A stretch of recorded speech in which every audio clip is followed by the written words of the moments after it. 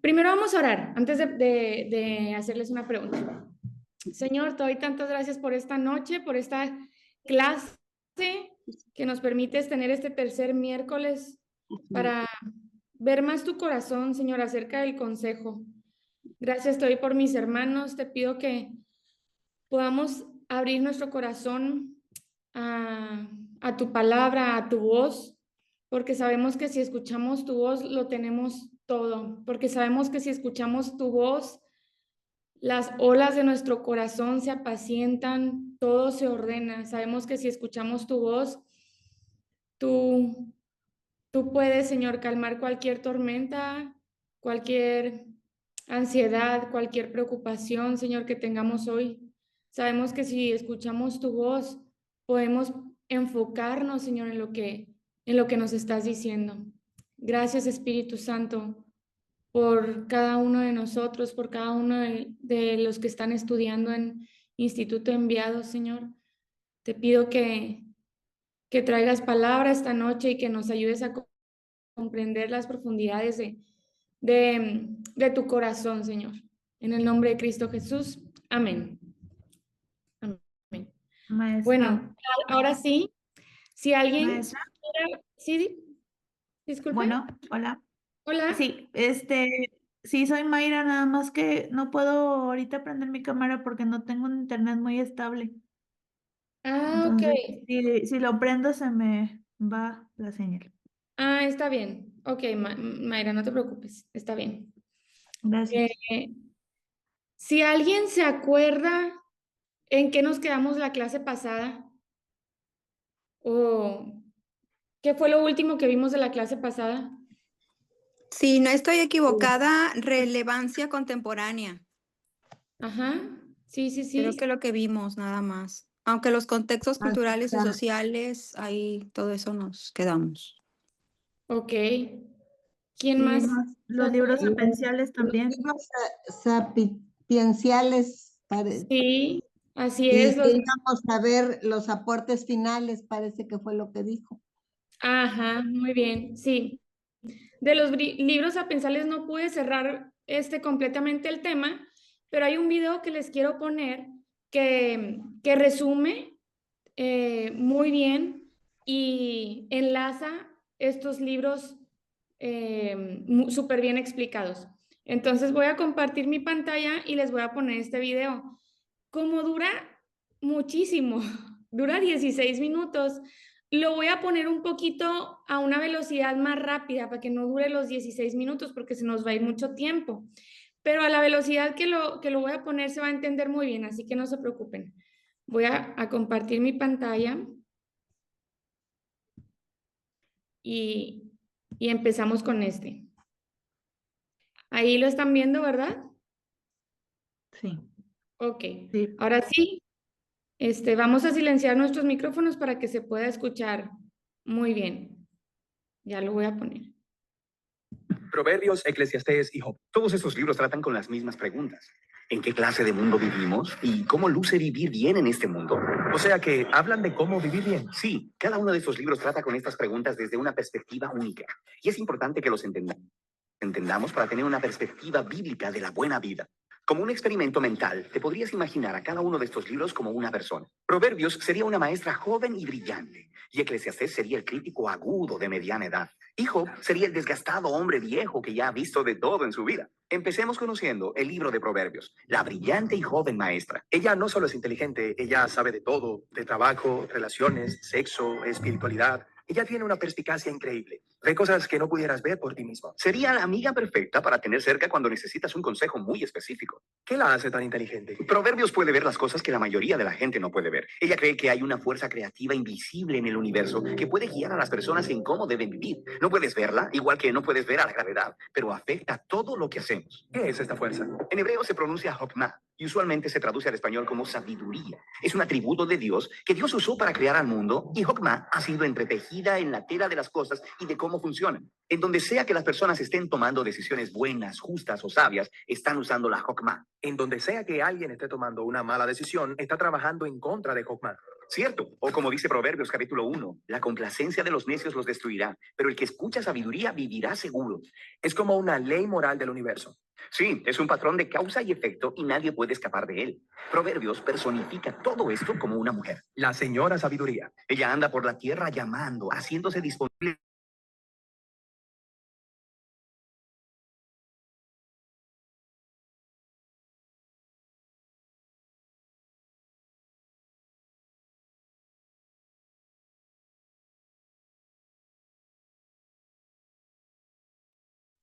¿Se le fue el sonido, maestra?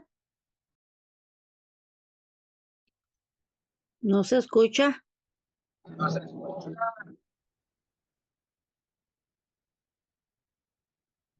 ¿Qué pasó? No se escucha, maestra. Caray. O sea, ¿no se escucha desde el principio?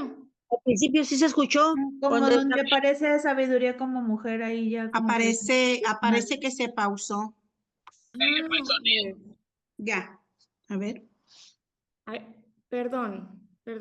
Se me hace que yo, como apagué el micrófono, se dejó de escuchar. Ok. Ahí va, a ver.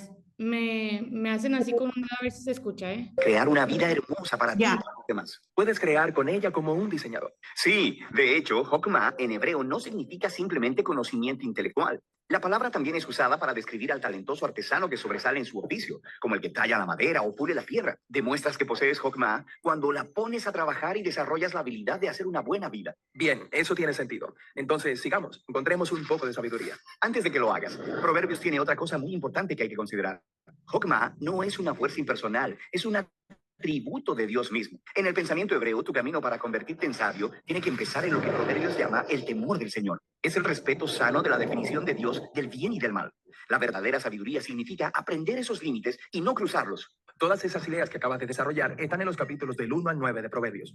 Cuando pienso en el libro de Proverbios, pienso en una colección de dichos, los proverbios mismos. Cuéntame acerca de ellos. Esos son los que encuentras desde el capítulo 10 hasta el final del libro. Es una colección de cientos de proverbios acerca de todos y cada uno de los aspectos de la vida. Hokmah se aplica en ellos, dando como resultado esta sabia guía para ayudarte a encontrar un camino al éxito sin importar lo que hagas. Si yo diseño mi vida con estos dichos, la vida va a ser buena. O como Proverbios dice, dará salud a tus huesos, prosperidad, una vida larga y rica. Esas son palabras de peso. Pero puedes ver cómo sucede así muchas veces. A las personas sabias suele irles mejor. Las cosas suelen funcionar bien para ellos en la vida. Así que esa es la promesa y la sabiduría del libro de Proverbios. El libro de Proverbios es realmente hermoso, pero si damos un paso atrás, algunas personas dirían que es demasiado simplista. A veces, cosas horribles le suceden a las personas realmente sabias, y algunas veces las personas necias reciben recompensas. No siempre funciona de la manera en que pensamos que debería funcionar. Eso es cierto, y por eso necesitamos ir y escuchar a nuestro siguiente amigo sabio, Eclesiastés el crítico, porque él ha luchado justo con ese problema. Él nos llevará más lejos en nuestro camino. Ya hemos visto a Proverbios, a quien puedes imaginar como una brillante y joven maestra. Ella se dedica a perseguir la sabiduría, un atributo de Dios que está tejido en la realidad. Ella es optimista al creer que si utilizas la sabiduría, construirás una vida exitosa.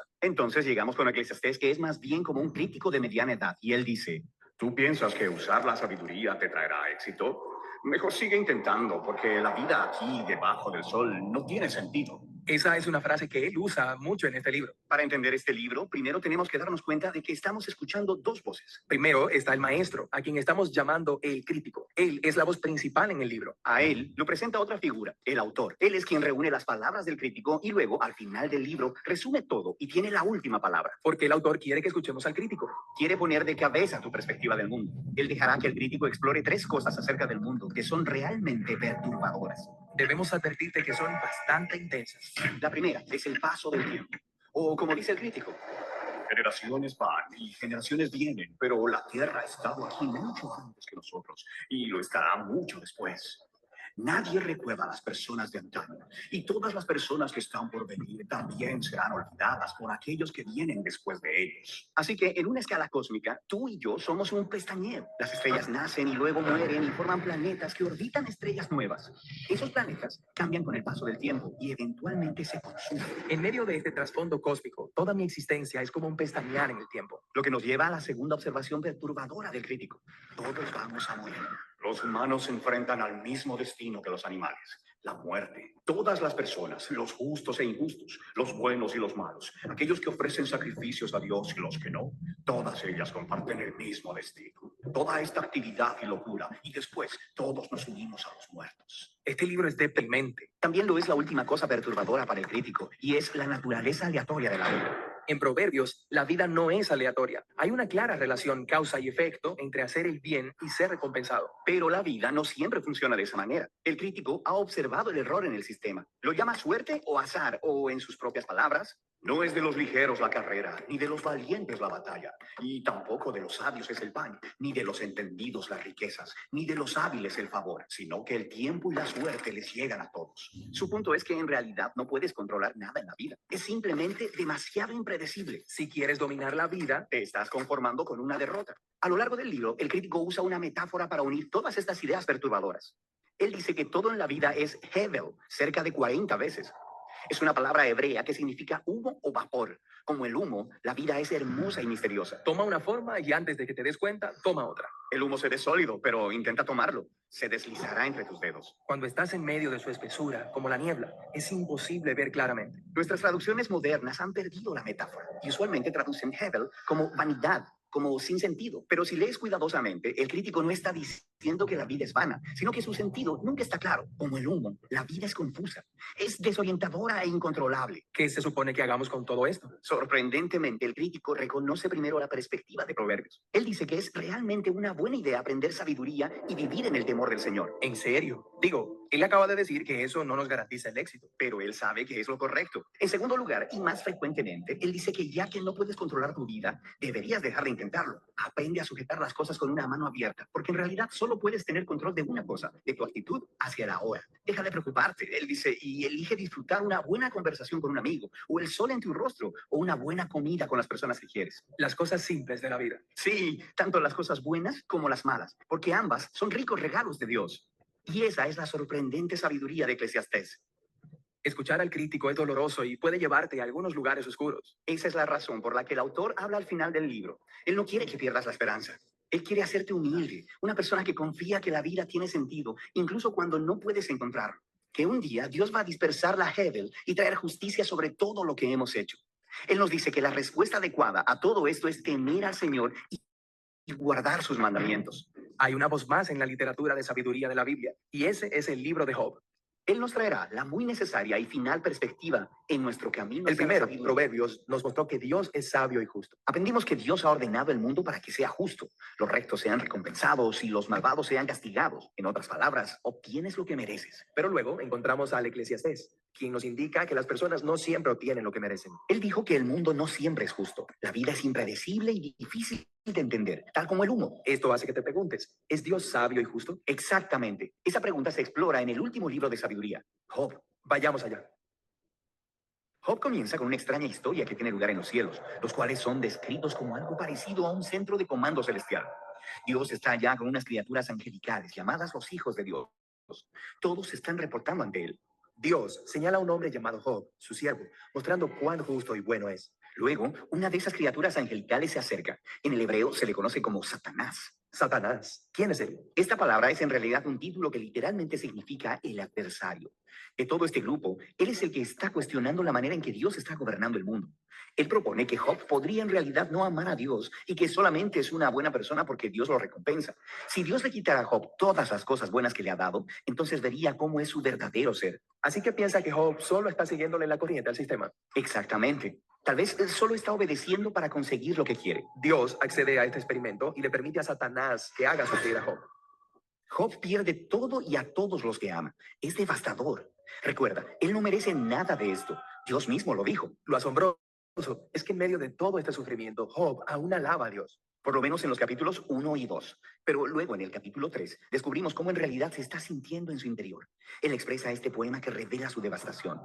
Es una larga y elaborada maldición al día que nació. Después de esto, algunos de los amigos de Job vienen a visitarlo y a ofrecerle su ayuda. Todos ellos dicen cosas como, Job, tú debiste haber hecho algo muy malo para merecerte esto. Después de todo, sabemos que Dios es justo y sabemos que este mundo Está ordenado según la justicia y rectitud de Dios, así que debes estar recibiendo lo que mereces. En los siguientes 34 capítulos, los amigos y Job vienen y van, utilizando una poesía hebrea bastante densa. Sus amigos siguen especulando sobre el por qué Dios le habría mandado tal sufrimiento. Incluso comienzan a inventar listas de pecados hipotéticos que Job debió haber cometido. Pero después de cada acusación, Job defiende su inocencia. Y Job es inocente. Sí, lo es. Él también está en una montaña rusa de emociones. En algunos momentos él está muy seguro de que Dios sigue siendo sabio y justo. Pero en otros momentos, él pone en duda la bondad de Dios. Incluso llega a acusar a Dios de ser descuidado, injusto y corrupto. Para el final del diálogo, Job demanda que Dios venga en persona y se explique a sí mismo, y Dios lo hace. Él viene en forma de una gran nube de tormenta. Dios no le da a Job una respuesta directa. Él no le cuenta a Job sobre la conversación con Satanás. Él hace algo muy diferente. Él lleva a Job en un recorrido virtual por el universo. Le muestra a Job cuán grandioso es el mundo. Le pregunta a Job si es capaz de gobernarlo o de entender tan solo por un día. Le muestra a Job cuánto detalle tiene el mundo, cosas que podemos ver todos los días que no entendemos, pero Dios sí. Él los conoce íntimamente. Él le pone atención a la belleza y al funcionamiento del universo en maneras que nunca hemos imaginado y en lugares que jamás veremos.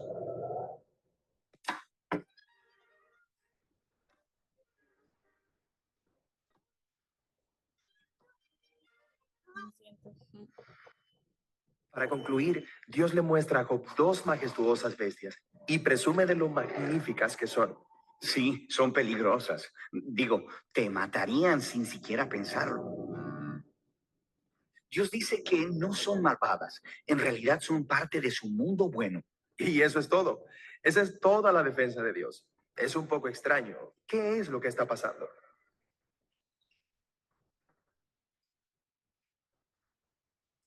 Desde el punto de vista de Job, parece que Dios no es justo, pero la perspectiva de Dios es infinitamente mayor.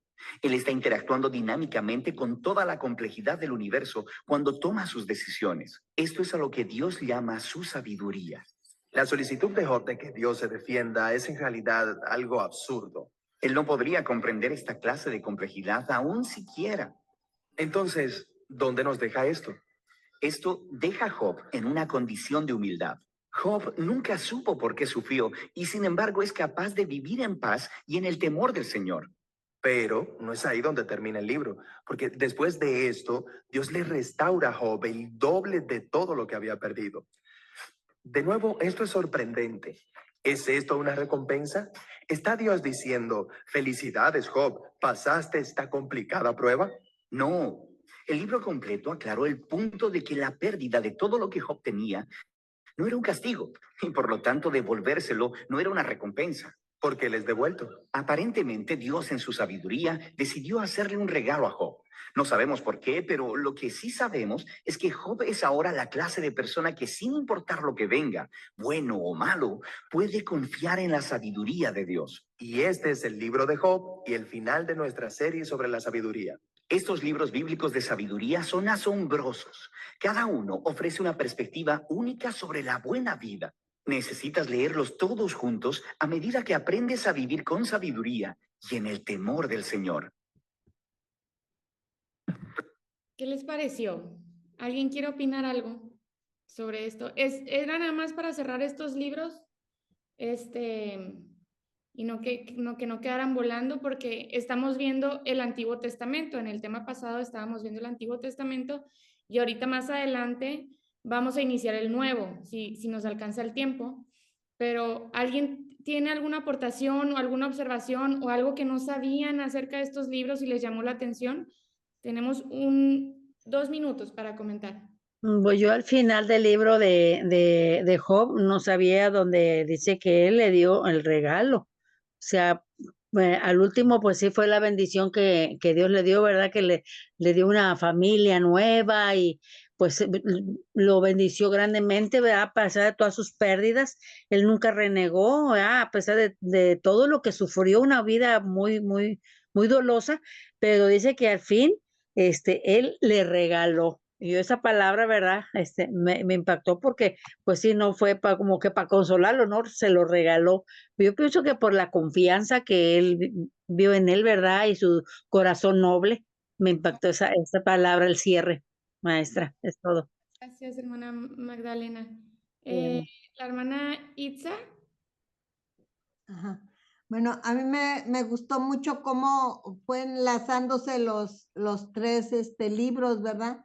De cómo habla de la sabiduría y cuando habla de los consejos que nosotros tenemos que buscar esa sabiduría de Dios, ¿verdad? Que es el temor. Pero ahí luego ya que el Eclesiastés, que luego sí a veces ese libro como que no lo entendemos mucho, pero ahí ese enlace que da, ¿verdad? Que al último termina diciendo que la sabiduría es el temor a Dios.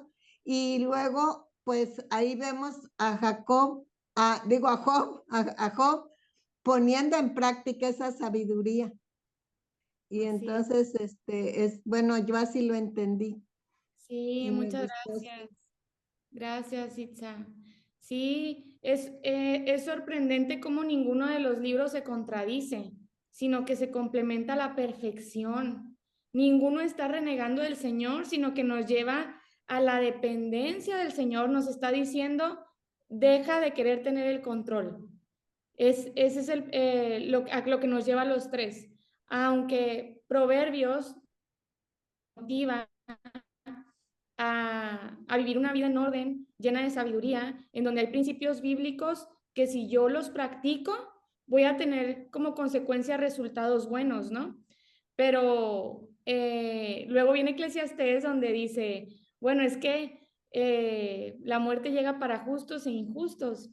Entonces parece que se contradice, pero no se está contradiciendo porque vuelve a lo mismo. El principio de la sabiduría es el temor al Señor, o sea, depende del Señor completamente con toda tu vida. Y como en Job nos enseña y nos dirige, porque toda la Biblia nos dirige hacia Jesús, y cómo nos enseña que la salvación no es por obras, no es porque Job era una persona intachable, es por fe, es por conocer y creer al Señor. Por eso dice que no le dio una recompensa porque la mereciera, ¿verdad? Le dio una recompensa, le dio lo que había perdido y más por gracia y misericordia de Dios, que esa la tenemos en Jesús. Y bueno, Amén.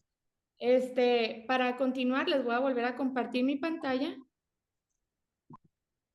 Ahí les voy. Con el tema 3. Ahora vamos a ver el tema 3, que es el consejo pastoral. Déjenme ver cómo lo hago aquí en presentación. Aquí. ¿Dónde está? Presentación. Ahí lo estamos viendo. El consejo pastoral. Bueno, pues la profesión de pastor es de las más antiguas, sino que la más antigua, y habla de ella desde Génesis. Nos dice que el primer pastor fue Abel en Génesis 4:2. Y cómo es importante destacar otra vez que en todo el Antiguo Testamento nos va a apuntar hacia un solo pastor, hacia Jesús. Entonces, aquí podemos encontrar, desde Génesis podemos encontrar las riquezas de la gracia y la fe en Jesucristo, en la salvación solamente por fe, por creer en el Señor. Y el pastor tiene una misión muy importante que nos enseña desde Génesis hasta Apocalipsis a cómo aconsejar y dar consejos sabios, aunque nosotros no seamos un pastor. Hay muchas alegorías de pastores o muchas historias sobre pastores en la iglesia, en la palabra, que no necesariamente están hablando de un pastor de iglesia, sino hasta de un pastor de ovejas, ¿verdad? Y desde ahí él nos muestra cómo dar un buen consejo. Por eso vamos hoy a analizar un poquito, para ver si lo alcanzamos a ver todo, el Salmo 23. El Salmo 23 es de los salmos más conocidos mundialmente. A veces ni tienes que ser creyente para sabértelo de memoria. Es un salmo que te vas a encontrar en recuerditos, en cuadros, en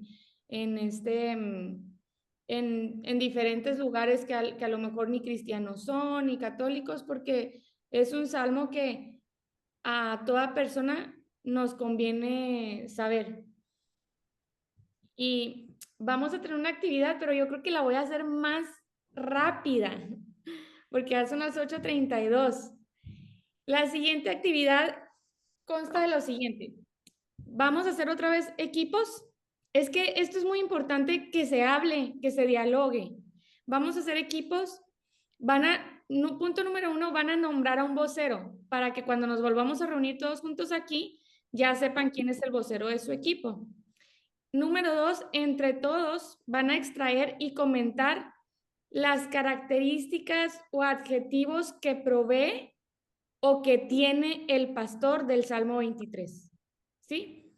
Provee y tiene características para la vida del creyente. Versículo por versículo. No es tanto. Por eso les digo, no va a ser tan larga la actividad.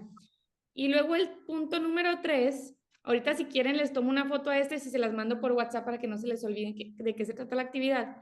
De esas características van a comentar entre ustedes cuáles podemos otorgar nosotros como consejeros y cuáles solamente Dios puede dar. Solamente Dios puede hacer. ¿Sí? Entonces van a contar, aquí puse 10 minutos, pero a lo mejor se me hace que van a ser 8. ¿Creen lograrlo en 8 minutos? Miren, en medio minuto se ponen de acuerdo para nombrar un vocero. Así luego, el que sea el jefe de equipo. Y, ay, qué timbró. Y luego ya, entre todos, ya, si quieren, ya vayan buscando el Salmo 23 en sus Biblias. Van a extraer las características o adjetivos que provee o que tiene el pastor del Salmo 23, que habla el Salmo 23. Y de esas características, ¿cuáles sí podemos dar nosotros y cuáles solamente el Señor? Entonces, voy a hacer los equipos y voy a poner un cronómetro. Y en 8 minutos nos vemos para que el vocero de cada equipo nos conteste estos 2 puntos. ¿Sale? ¿Alguna duda? De todas maneras voy a entrar a las salas, pero ¿alguna duda aquí? Listo. ¿Cómo les fue? Sí, hasta les sobró Pues tiempo. creo que bien. Bueno. Eso creemos nosotros. No, O sea, está bien. falta lo que usted diga. Sí, no se preocupen. Es conocido a Dios, avánzale. Sí, es que tenemos poquito tiempo, pero no se preocupen, es normal con poquito tiempo si no terminaron. Nada más es una actividad para que veamos todo lo que podemos sacar de unos versículos. La sala 1 o equipo 1, su vocero que nos diga sus conclusiones, por favor. Bueno, aquí nosotros, pues sí nos faltó tiempo, ¿verdad? Pero vemos que lo tenemos como nuestro proveedor, nuestro descanso, el que cuida de nosotros, que nos conforta, nos consuela, nos guía, nos conduce, nos protege, nos da confianza, nos da paz, tranquilidad y pues es misericordioso y podemos confiar plenamente en él. Eso es lo que nosotros fuimos sacando de todos los versículos. Amén. Y de el otro que dice que pueden ser nosotros como consejeros y lo que solo Dios puede hacer. Bueno, hay casi la mayoría de las cosas, pues todo es solo Dios, ¿verdad? Pero con su ayuda, pues también podemos ser proveedores, las personas, darle la confianza para descansar en nosotros cuando nos cuentan sus problemas. Cuando tenemos, por ejemplo, las células, tenemos que tener cuidado de las personas que están con nosotros, podemos confrontar, consolar, guiarlos de acuerdo a la palabra. Y pues muchas veces también, pero todo esto lo podemos hacer solamente con la ayuda de Dios. Nosotros solos no lo podemos proteger. Y como decías hace rato, nosotros darle confianza a la gente si nosotros hacemos lo que, bueno, veíamos en la clase pasada que tenemos que ser hacedores de la palabra. Y con eso podemos dar confianza a las personas para que confíen en nosotros y nosotros podemos darles un consuelo, cuando tengamos que aconsejar. Y pues la paz de Dios, o sea, yo creo que solamente Él, ¿no? Pero, y la misericordia, pues es Dios también siendo misericordiosos con nosotros y nos da la confianza que podemos estar al final de todo, estar con Él. Dice, como dice, morar con Él al final. Así Eso es. fue lo que hicimos nosotros. Súper bien, equipo, muy bien. Muchas gracias, hermana Itza. Gracias. Sala 2, ¿cuáles fueron sus conclusiones? Sí, gracias. Bueno, analizando o estudiando los versículos del Salmo 23, vamos que en Dios tenemos todo, es nuestro pastor y todo lo que podemos necesitar está en Él. En Él podemos descansar con todos nuestros problemas, con todas nuestras necesidades. En Él podemos renovar fuerzas. Él nos va a guiar siempre por los caminos correctos. Si confiamos en Él, siempre estaremos protegidos y seremos confortados. Él nos va a bendecir y va a hacer justicia frente a nuestros enemigos y su bondad y su amor inagotable por siempre estará con nosotros. Si esto lo relacionamos con lo que debe de hacer el consejero bíblico, que es cuidar, asistir, atender, prevenir problemas, escuchando y guiando con la Biblia y siendo compasivos también, entendiendo al que estamos pues tratando de aconsejar. Así es. Creo que todo esto es guiar a la persona, hacer presencia junto a esa persona que pide ayuda y orientarlo siempre a que actúe en base a la palabra de Dios, reforzando o tratando de reforzar en él o ella la fe. Amén. Para poder aplicar en su vida lo que es la palabra de Dios. Así es, excelente, muy bien, equipo número 2. Muchas gracias, Alicia. Sala número 3. ¿Quién es su vocero? Es Roxana. Yo no sabía qué sala éramos. No te Otra vez. preocupes. Y yo, la que no contesté era. Vamos a empezar. Características, dice que nada nos faltará. Esto quiere decir que Él nos provee y si lo tenemos a Él, pues tenemos todo lo que necesitamos. Nos hará descansar es que estando dependientes de Él como ovejas, como las abejas, pueden descansar de que ningún peligro va a venir si el pastor está con ellas. Confortar a mi alma es como que trae descanso lo mismo de arriba. Nos guiará por senda de justicia, es que nos guía por un buen camino y lo hace por su nombre, o sea, por quién es Él. Después dice, no temeremos. Dice, aun cuando estemos en situaciones complicadas y difíciles, podemos descansar en quién es Él, como el versículo anterior dice, y entonces no temeremos mal alguno, porque estará con nosotros. Dice, me gusta el 4 que dice, su vara y su callado infunden aliento. Esto es la disciplina de Dios porque cuando te quieres desviar, la vara es con que los guía, ¿verdad? Y la disciplina de Dios, aun cuando puede ser difícil porque no obtenemos lo que queremos, como la ovejita que se quiere ir por otro camino, sabemos que estamos seguros cuando Él nos guía. Y dice que, bueno, aderezas mesa delante de mis angustiadores. Él unge nuestra cabeza con aceite. Nos da de su unción y hace que nuestro ser siempre esté en plenitud. dice, en otra versión, dice que nos llena con su amor inagotable y con su misericordia. Y nos da un hogar con él.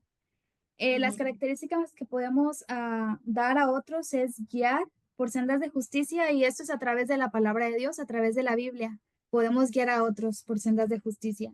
Podemos estar con las personas, mostrándoles también el amor de Dios. Podemos infundir aliento, pero no infundir el aliento que Dios da, sino infundir aliento con palabras de ánimo y con exhortación. También podemos mostrar lo que Dios muestra a nuestras vidas, que es su gracia y su misericordia, su amor inagotable, pero también ahora dándolos nosotros, siendo es canales de bendición para otros, de amor y de bondad de Dios. Y eso es todo lo que resumimos nosotros como equipo. Así es, muchísimas gracias, Roxana.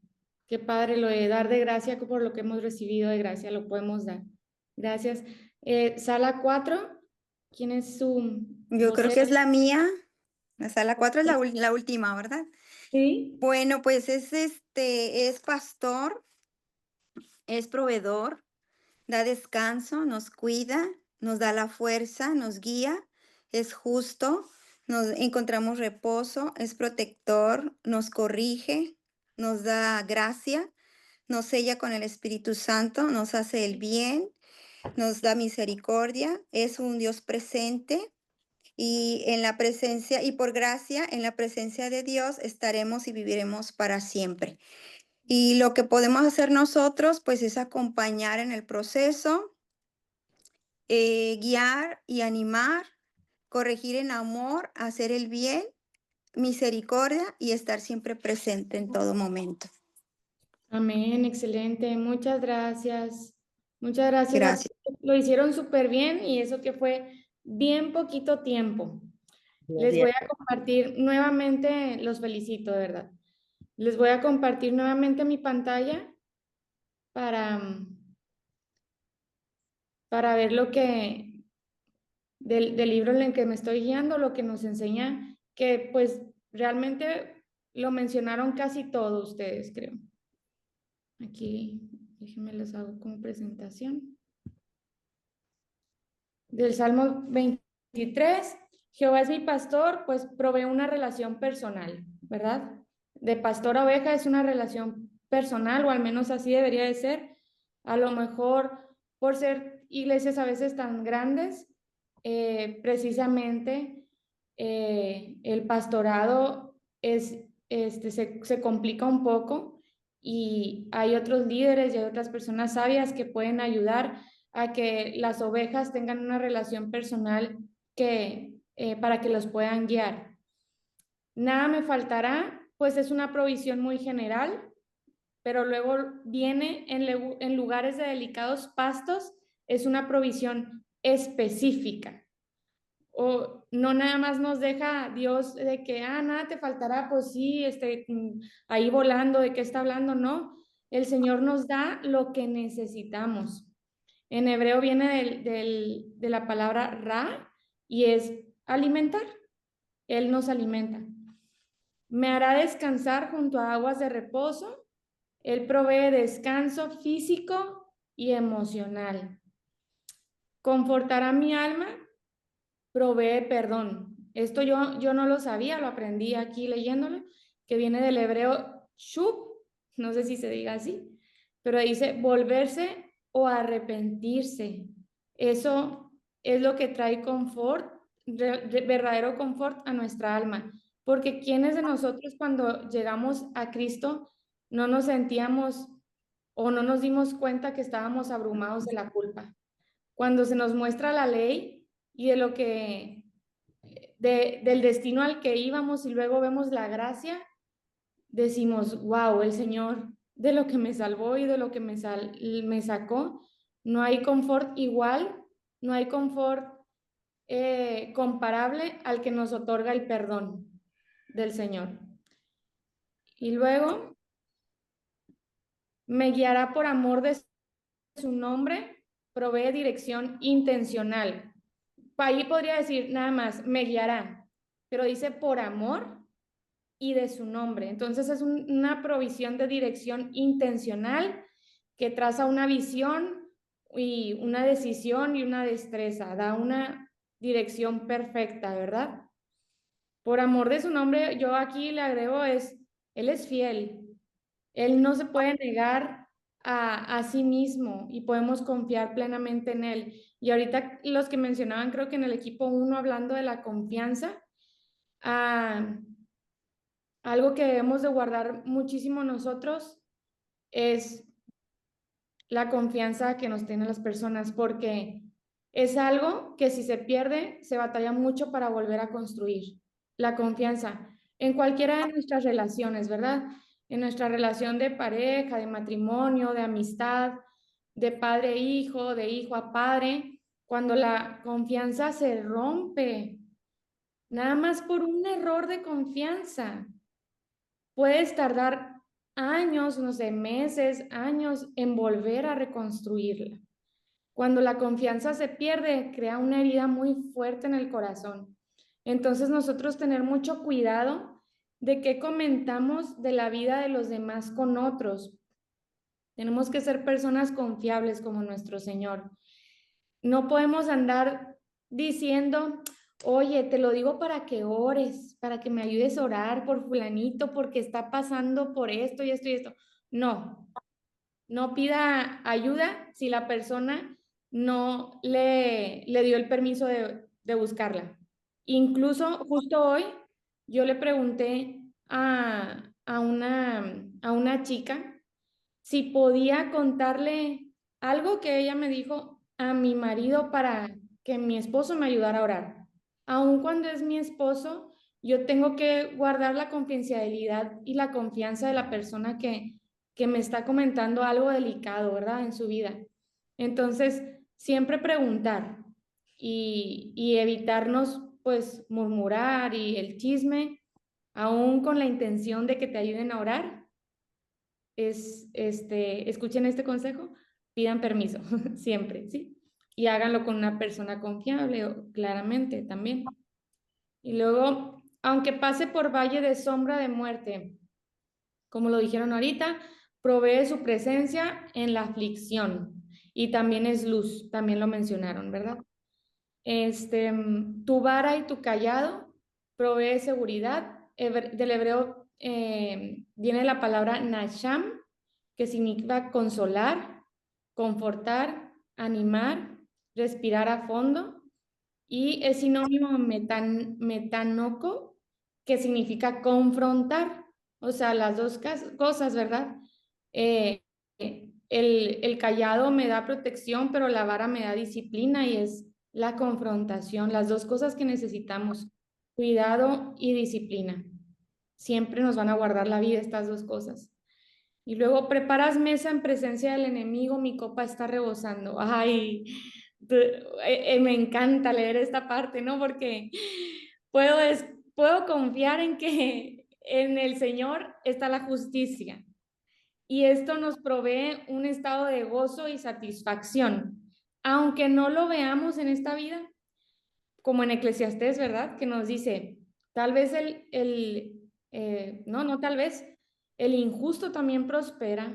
A veces las personas que nos hieren prosperan. A veces las personas que nos hieren salen adelante, olvidan el pasado, ni te tienen presente.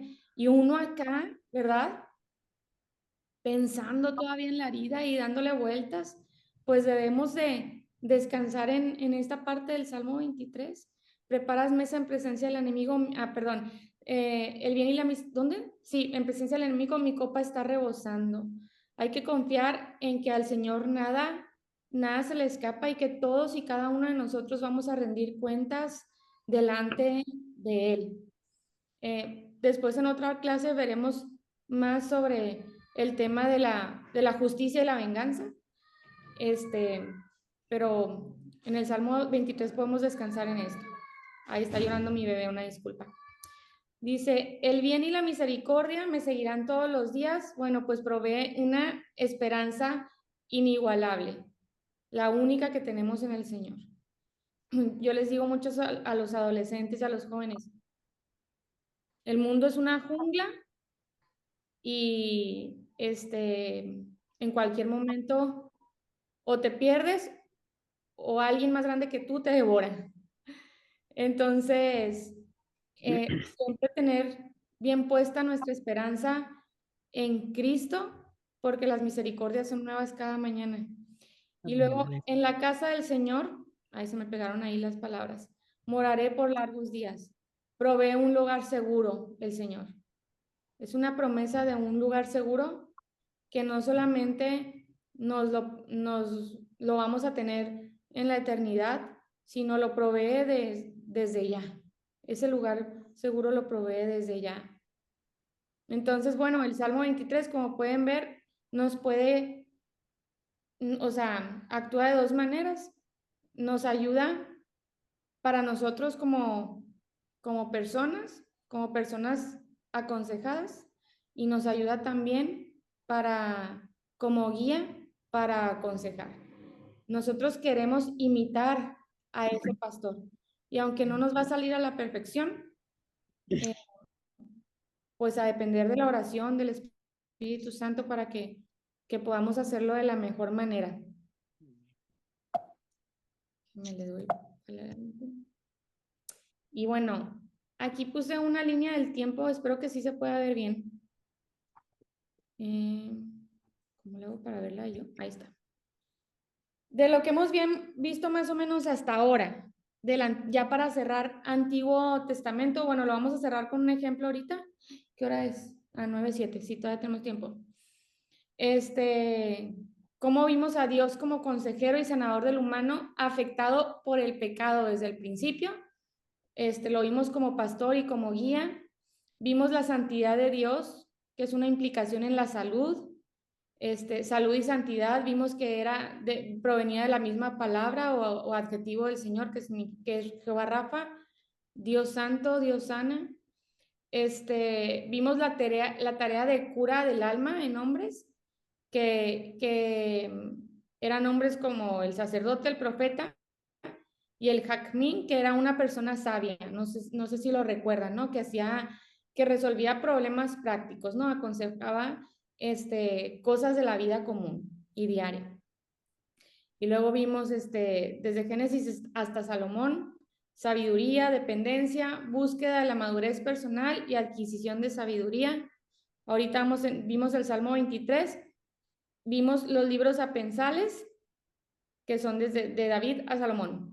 Y bueno, puse un poquito, así como línea del tiempo, es un aproximado de cuando aparecieron estos, o sea, el consejo ha existido desde el principios del tiempo. Y ahora vamos a ver un ejemplo práctico de la Biblia. Creo que no sabemos muy bien esta historia, o si no nos la sabemos muy bien, aquí la vamos a leer. Pero es cuando Elías huye de una reina malvada que lo asustó, ¿verdad? De Jezabel. Y Elías va y se esconde de ella. Pero hay varias cosas que vamos a estar estudiando acerca de lo que pasó. ¿Por qué llegó Elías a ese punto en el que estuvo en una depresión, en un miedo, en una ansiedad, cuando pues acababa de echarse a 450 profetas de Baal, ¿no? Y te preguntas, pero si Elías era súper pro en lo que hacía, era súper valiente. Bueno, vamos a analizar un poquito esta historia y les invito a que vayan al primer libro de Reyes, al capítulo, vamos a estar viendo el 18 y el 19. Primera. Pero el 18 se los voy a resumir un poquito aquí para ver si lo alcanzamos a ver todo. Primera de Reyes, 18. No. O sea, capítulo 18 y capítulo 19. Miren, aquí el contexto es el siguiente. Elías confronta a Acab, es el rey que estaba de turno, ¿verdad? Y a todo el pueblo de Israel. Eso lo vamos a encontrar en el versículo 18 y 21 del capítulo 18. confrontar representa un desgaste emocional bien grande. De hecho, cuando sabes que tienes que confrontar a alguien, sea quien sea, la piensas un chorro, te atormenta, de verdad. No sé si les pasa, pero bueno, a lo mejor hay personas, no sé, ustedes a lo mejor alguno no batalla para confrontar, pero sinceramente personalmente yo batallo mucho. Y pues mi esposo y yo somos pastores en una iglesia aquí en Monterrey, aquí tienen su casa, y aún predicar a un grupo es difícil, porque la palabra del Señor confronta por sí sola, ¿verdad? Siempre va al corazón y ataca el pecado. Pero cuando es uno a uno, cuando sabes que tienes que confrontar a alguien con su pecado o con su falta de carácter, hoy a mí hasta me sudan las manos, me pongo nerviosa, me tengo que relajar, tengo que plantear bien mis ideas para no ser yo precisamente, sino para que sea el Espíritu Santo, pero aún así tiemblo, ¿verdad? Porque nunca sabes cómo va a reaccionar la otra persona. Casi siempre la primera reacción que tiene alguien a quien confrontas es pues reaccionan a la defensiva, pues a nadie nos gusta tampoco, ¿verdad? O se ofenden, pero si es alguien maduro en Cristo, aunque reaccione a la defensiva al principio o se ofenda, es alguien que te va a dar las gracias, que lo va a orar y que te va a buscar después. Entonces depende mucho de la persona, pero nosotros como consejeros, ¿verdad? Es difícil confrontar. Y aquí estaba Elías confrontando a todo el pueblo de Israel. ¿En qué lo estaba confrontando? En el capítulo 18, perdón, ahí me faltó poner el versículo. Creo que sí es el 21. Sí, es el mismo 21. Es 21, es 10, 19 y 21. Es el capítulo 18, versículo 21, cuando Elías confronta a Acab y al pueblo de Israel, sí. 18, Ajá, 21. 21, así es. Estoy bien enredada yo también. Discúlpenme. No, más. Cuando los confronta porque están haciendo tributo a otros ídolos, están adorando a otros ídolos y simplemente les dice, o sea, él es bien directo, miren. Les dice así: ¿hasta cuándo seguirán indecisos, titubeando entre dos opiniones? Si el Señor es Dios, síganlo. Pero si Baal es el verdadero Dios, entonces síganlo a él. Pero decídanse. Así les está diciendo Elías, ¿verdad? Derecho, franco, como es. Valiente, está hablando Elías. Y después, adelantito, en el versículo, no, en el mismo versículo, en el 21 abajo, dice: el pueblo quedó en silencio.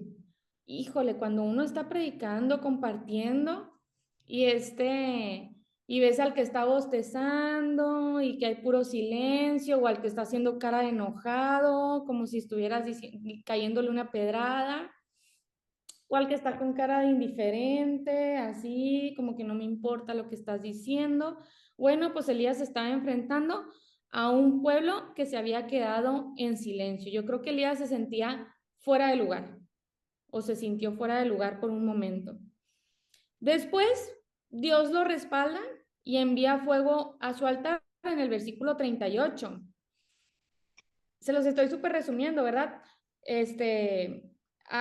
Los profetas construyen su altar, le piden a sus dioses y a Baal que mande fuego, no le manda, y pues Dios obviamente manda el fuego al altar que construyó Elías.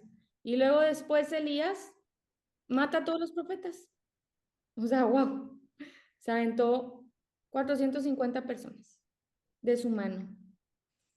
Después de esto, Elías presencia otro milagro, se pone a orar por lluvia y la lluvia llega en el versículo 45. Dios le da una fuerza impresionante y corre velozmente hasta Jezreel para resguardarse de la lluvia. Dice que incluso iba delante del carro de Acab, o sea, más recio. ¿Qué onda con Elías? O sea, parecía superhéroe. Y cuando llega ahí, se entera que Acab ya le chismeó a Jezabel todo lo que había hecho, y Jezabel lo amenaza de muerte por haber matado a sus profetas paganos. Y aquí viene todo lo demás. Y de aquí viene el derrumbe de Elías. O sea, en el capítulo 18 vemos a un Elías decidido, confiado, fuerte, convincente, valiente, ya dije, y que el Señor lo está respaldando. No titubea, hace lo que tiene que hacer lleno de confianza delante del Señor. Pero vamos al capítulo 19 y ¡pum! Elías es otro, totalmente diferente. Pues, ¿qué pasó? Si se echó a 450 personas, ¿no se puede echar a una? A Jezabel, a la reina. Pero bueno, ahí es una intimidación espiritual, porque Jezabel prácticamente es un demonio y parecía ser más fuerte que incluso todos sus profetas. No podemos saber, no dice la Biblia por qué Jezabel lo asustó tanto, o sea, es lo que yo me quiero imaginar. Entonces, yo quiero pensar y quiero explicar esto, pero lo estoy tomando muy superficialmente, vaya, o ¿cómo les explico? Porque obviamente lo que le estaba pasando a Elías era algo sumamente espiritual, que tenía un propósito. Pero probablemente Elías estaba experimentando lo que se le conoce como burnout. No sé si lo hayan escuchado antes. Aquí lo escribí. Es el síndrome de agotamiento mental y emocional que se produce por una sobrecarga de trabajo.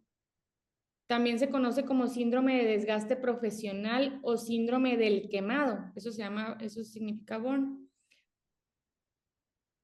Y a consecuencia de esto le trajo miedo. Miren, ahí les da esta explicación. ¿Por qué se piensa que Elías estaba así? Precisamente por lo que acaba de pasar en el 18. ¿Qué persona no va a estar cansada y agotada física, emocional y espiritualmente cuando mató a 450 personas, cuando construyó un altar, cuando oró por una sequía, cuando corrió hacia otro pueblo hasta Jezreel? Dice que corrió velozmente. Espiritualmente yo creo que también estaba agotado. Él sabía que ya habían matado a muchos profetas del Señor antes que a él. Entonces, imagínense, a lo mejor se le juntó como una bolita de nieve, aunque se veía súper valiente y convincente y tenía valor, era valiente, pues todo esto como parecía que se vino juntando y lo amenaza esta reina y ¡pum! Elías se decae completamente.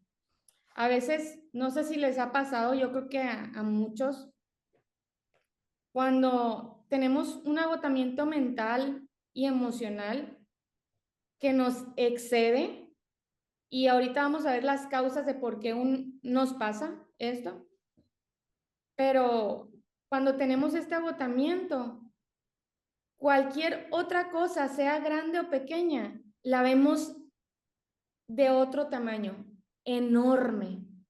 Porque vuelvo a la pregunta, ¿por qué le tenía miedo a Jezabel y no le tuvo miedo a 450 personas o al mismo Acab o al mismo pueblo de Israel que estaban todos ahí de espectadores? Le tuvo miedo a una mujer. Y luego le puse esa cara de Jezabel. No sé, es que la busqué, puse Jezabel en Google y me salió y yo, ay, sí, esa está fea, esa la voy a poner, pero esa mujer lo asustó. Bueno, es que dice la Biblia que Jezabel, ya después, más adelante, ¿verdad? Cuando la visitó Jehú para matarla, se atavió y se pintó los ojos de azul. Pero, bueno, esa mujer asustó a Elías. Entonces, dices, ay, como una mujer, así nos pasa a nosotros, hermanos. Tenemos que comprender que a veces una persona cuando viene por consejo, nosotros vemos su problema súper pequeño. A veces viene alguien llorando porque en la mañana perdió los estribos y regañó a su hijo y viene contigo, ya no sé qué hacer, me excedí con mi hijo, lo discipliné de una manera en la que no debía, me siento súper culpable, y luego, a ver, ¿qué pasó? No, pues es que tiró la leche y yo le grité y le arrebaté el vaso y le dije, vete a tu cuarto. Y uno cuando escucha esas cosas, piensa, pues si no fue para tanto, ¿verdad? A todos nos pasa, a todos nos ha pasado, a todas las mamás les pasa muy seguido. Pero esa persona, su problema no fue ese, probablemente no fue el momento que tuvo en la mañana con su hijo y que se desesperó, sino que ese problema en su mente se le hizo tan grande, pero a consecuencia de otros pequeños problemas que ya fue acumulando. Entonces, llegó a este estado de desgaste emocional, no por el berrincho o por la falta de paciencia que tuvo en la mañana, sino porque ya trae varias cosas acumuladas y es cuando nosotros tenemos que tener discernimiento y no despreciar o minimizar su problema, ir más profundo, ir más allá. A ver, cuéntame, ¿cómo has estado estas semanas? No enfocarte en el problema de la mañana ni darle una respuesta de ese problema que tuvo con su hijo. Porque a veces nuestra inercia es, ay, pues tranquila, mira, pídele a Dios paciencia, verás que mañana va a ser un día mejor, tu hijo se va a portar mejor y tú vas a poder contestarle de diferente manera. No, no, no. Si esta persona ya viene llorando por un pequeño problema, que para nosotros es un pequeño problema, es porque ya viene arrastrando a lo mejor o muchos pequeños problemas juntos o otro más grande, u otro más grande. Entonces tenemos que retroceder un poquito, ser más pacientes, escuchar y que Dios nos ayude a ver cuál es el problema real. Entonces, en este punto, Elías se encontraba así, yo creo. Pero claro, o sea, a Elías lo querían matar, o sea, sí tenía derecho a tener miedo, ¿verdad? Lo habían amenazado de muerte, no era algo pequeño. Pero comparado a lo que había logrado en el capítulo 18, pues esta amenaza pues parece como absurda. Parece absurdo que lo haya llevado a este punto. Vamos a saltearnos a Jezabel. Y bueno, ya viene el trato de Dios con Elías y es una enseñanza que nos da a nosotros como consejeros. En el capítulo 19, en el versículo 4, hermanos, Elías deseó morirse.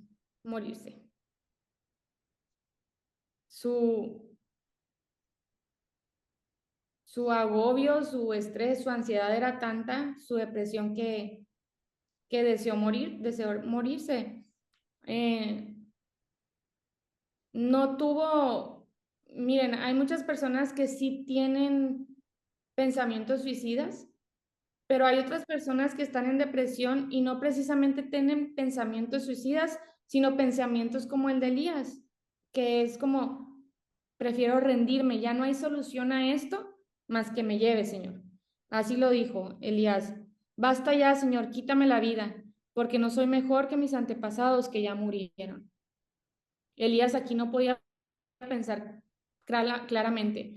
A Elías aquí en este punto se le había olvidado todo lo que Dios había hecho con él en el capítulo 18. Quería morirse. Y luego en el versículo 5 dice que se acostó y se durmió. A veces las personas que están profundamente tristes o deprimidas, que después vamos a ver la diferencia entre estar triste y estar deprimido, porque son dos cosas muy distintas. A veces no tienen nada de fuerza y quieren estar dormidos. Su cuerpo no puede, de verdad, no puede levantarse. Las tareas más comunes para cualquier persona saludable, como lavarse los dientes, ponerse los zapatos, salir de la cama, para una persona que está en depresión es un reto súper grande. Entonces, bueno, en este versículo En el 5, ahí vemos a Elías ya pues deprimido, ¿verdad? Y cansado, las dos cosas. En el versículo 6, el Señor le dice, levántate y come.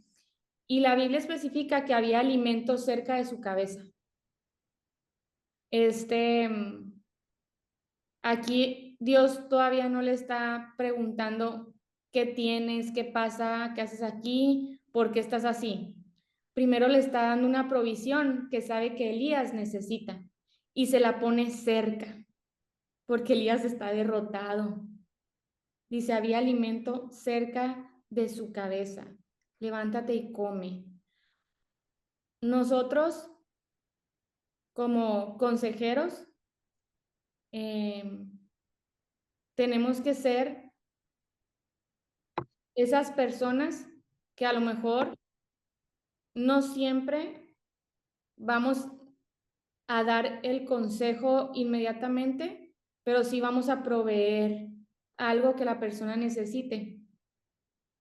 Puede ser alimento físico, alimento espiritual, puede ser ayudarle en una tarea doméstica, a llevar a sus hijos a la escuela,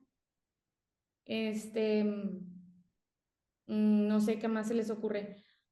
Algo que esa persona sabemos que en ese momento no puede con sus fuerzas hacer. El Señor le facilitó el alimento a Elías poniéndoselo cerca, y eso podemos hacer nosotros con las personas que están deprimidas, facilitarles la vida un ratito mientras agarran fuerza. Luego dice que volvió a acostarse, y así sucede con las personas que están en depresión. Si logran,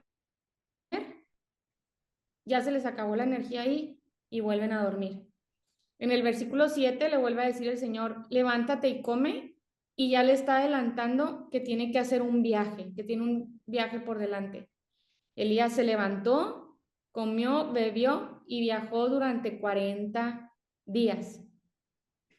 En el versículo 9, Elías se vuelve a meter a una cueva. Elías todavía no está completamente bien. Todavía está huyendo de su propósito, ¿verdad? Y en el versículo 9, el Señor le pregunta ahora sí, ¿qué haces aquí? Se fijan, primero el Señor le proveyó lo que sabía que Elías necesita. Y luego le dice, ¿qué haces aquí? Como si Dios no supiera qué estuviera pasando con Elías. Pues claro que sabe qué pasa en nuestro corazón. Claro que el Señor lo sabe todo. Él no necesita hacer preguntas. Cuando el Señor hace preguntas es para que nosotros lo expresemos, lo escuchemos en voz alta y nos demos cuenta de lo que estemos diciendo también, o de lo que estamos pasando, lo que estamos pensando. Entonces, en el versículo 10, Elías ahora sí expresa todo lo que piensa y todo lo que siente. En la psicología se le llama catarsis, o sea, la persona empieza a desahogarse. Probablemente con una persona en depresión, a la primera visita que le hagas no va a querer ni hablar del tema, no va a tener fuerzas, no va a querer desahogarse. Entonces tengamos paciencia, proveamos lo que esa persona en el momento necesita, por eso podemos preguntar. Le podemos preguntar a esa persona directamente. Lo más común es que te diga, no, gracias, porque la persona ya siente culpa, incluso, de sentirse como se siente culpable por no ser la persona que solía ser, se siente culpable porque se siente inútil, se siente culpable porque tiene que depender de los demás. Entonces, la respuesta más común es, no necesito nada, gracias. Bueno, pero tú sabes que sí, ¿verdad? Llévale el postre que más le gusta, prepárale una comida o pregúntale a sus personas, a su familia cercana, las necesidades que tengan y te van a decir cuáles son, verás. No, pues échame la mano con esto, con aquello, así. Entonces, ya después, probablemente la persona abra su corazón y exprese todo lo que tenga que decir. Y wow, que se nos acabó el tiempo, ya son las 9:30 y no aterricé esto. Se va a quedar en suspenso, no se crean. Si pueden, en sus casas vuelvan a repasar el capítulo 18 y el 19 del primer libro de Reyes. completo. Y lo aterrizamos la semana que entra, ¿cómo ven? Porque podemos aprender mucho de esto ya en la práctica. Vaya. Bueno, rapidito, ¿alguna pregunta? Mire, maestra, sí, maestra, una pregunta, dijo 18-21, luego dijo, me brinqué al 38-45. ¿Es versículo y capítulo? No, me brinqué al 45 del capítulo 18, yo creo. No tiene 45, ya lo chequé, creo yo. Primer libro de 18, primer libro de Reyes, capítulo 18. 18, tiene 40 Tiene 46. no, tiene 46. Ok, sí, El 40. 45 dice cuando se levantó un fuerte viento y Sí, maestra. 38 y 45. Del 21 se brincó al 38 y 45, ¿verdad, maestra? Ajá, sí. Sí, Me brinqué nada más sí. para resumirlo, pero Sí, está bien, sí, está bien. en casa, si pueden, por favor, lean todo el capítulo 18 y el 19 para Con que más vayan despacio. teniendo sus conclusiones Sí, también. maestra. Sí, gracias, maestra. No, de nada. Y la semana que entra me quedé muy atrás, pero la semana que entra le damos más recio. No, pero estuvo bien porque le entendimos. O sea, ¿de qué sirve que le dé recio y luego no absorbemos nada? Entonces, aunque sea poquito, pero lo saboreamos, lo entendemos. Bueno, ese es mi punto de vista. Sí, claro, miren, es que me faltaron todavía esto. Pero estuvo linda la clase, estuvo muy entendible, maestra. Qué bueno, gracias a Dios. Sí, maestra. ¿Alguna pregunta, algún aporte hasta aquí? Ya para despedirnos. Sí, maestra Mariana, ¿va a enviar las diapositivas por WhatsApp? Sí, se las vuelvo a mandar estas. Excelente, gracias. No, de nada, Ceci. A ustedes. ¿A alguien más?